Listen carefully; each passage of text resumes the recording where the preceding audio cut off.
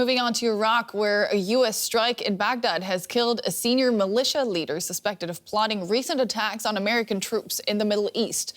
The Pentagon says he was a senior commander of Kata'ib Hezbollah, the Iran-backed group the U.S. says carried out a drone attack in Jordan that killed 3 U.S. soldiers.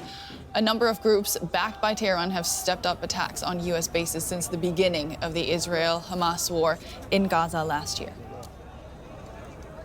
And we can now speak to Roger Shanahan. He's a Middle East analyst and security expert and joins us now from Sydney. First off, what can you tell us about Kata'ib Hezbollah, the group the U.S. targeted in this strike?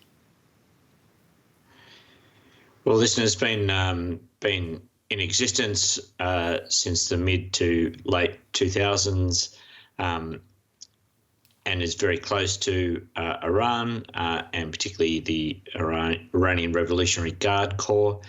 It has, for several decades or over 15 years, conducted attacks against US forces, and more recently, as we saw, Washington has said that it has been responsible for the attack that resulted in the deaths of 3 US service personnel in their base in Jordan. So it's very much an anti-US, pro-Iranian organisation, but again, also part of the popular mobilisation forces in Iraq. So it's that very difficult distinction between semi-state actors or state actors in Iraq, also adopting an anti-US position.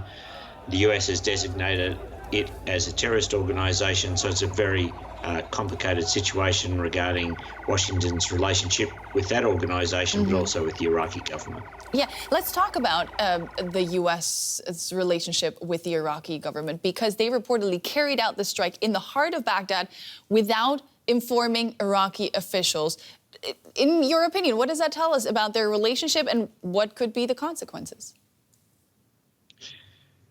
Yeah, listen, exactly. It's that's one of the issues that engages, I'm sure, a lot of minds in Washington at the moment.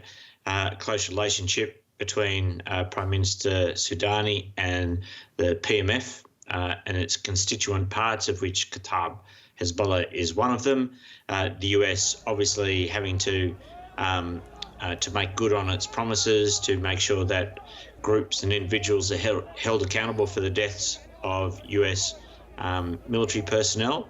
And as far as we're aware, certainly Washington did not give forewarning to Baghdad about this attack. And it really does put the ball in Baghdad's court.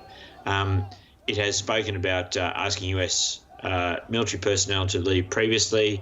It's not really believed that that's a viable threat. The force projection and task may change, but what it really does say that after more than 20 years of US intervention in Iraq, it is still has to walk very delicately in how it deals with the Iraq issue. That was Middle East analyst Roger Shanahan. Thank you so much. My pleasure.